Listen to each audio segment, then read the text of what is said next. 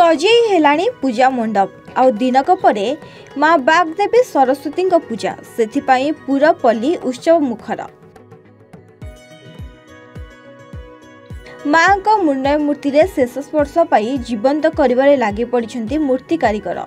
ए हेउछंती कटक जिला सालेपुर ब्लॉक बालिया शंकरपुर अंचल रे वासुदेव बेहेरा बयस 75 वर्ष ऊर्ध्व हेबो। निजर कौलिक मूर्ति को बंचाइबाकु जाई सपरिवार लागि पड़िछंती माँ को मुंडय मूर्ति तैयारी करिबारे।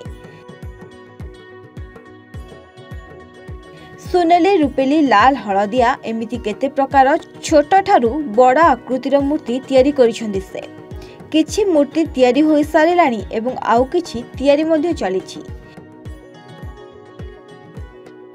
मूर्ति किनिबाकू गराखक भिड़ मध्ये जमुछि। बाजार रे दिनकू दिन कंचा माल रो दर बढ़ी चलिथिया बेले मूर्तिर दर सेही अनुपात रे गराख देउ नथिबा कहिसंती एही कारीगर। मुझे मूर्ति काम पिलादिन ठारू 23-24 वर्ष ठारू काम आरंभ करी एपर्यंत भी बयस आसे 75 वर्ष है एवं काम कर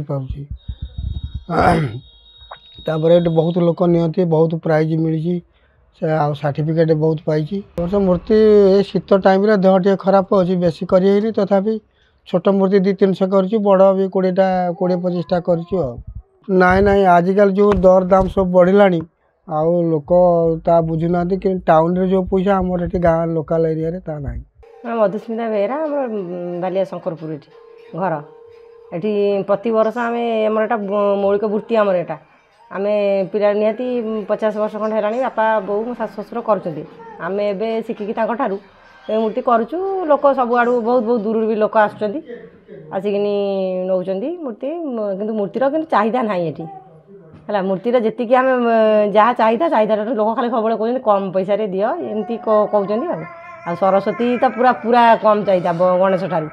विजय कुमार दास आम घर यही बालिया शंकरपुर आठ आम मूर्ति आसलु मूर्ति आम एठू नहु ये सरस्वती गणेश आ भालुकुणी आ विश्वकर्मा सब प्रकार मूर्ति माने गढ़ती आर वासुदेव बेहेरा यही मूर्ति कारीगर जी अच्छा ये अंचल बहुत विशिष्ट कारीगर ये माने बहुत माने पुरस्कार पाई बहुत आड़े जाए अन्य आड़े दुर्गा करती विश्वकर्मा करती सब प्रकार मूर्ति करती तेणु बर्तमान बयस हो पिला माने बर्तमान करुँच आम प्रति वर्ष आसी एठू मूर्ति आम नौ।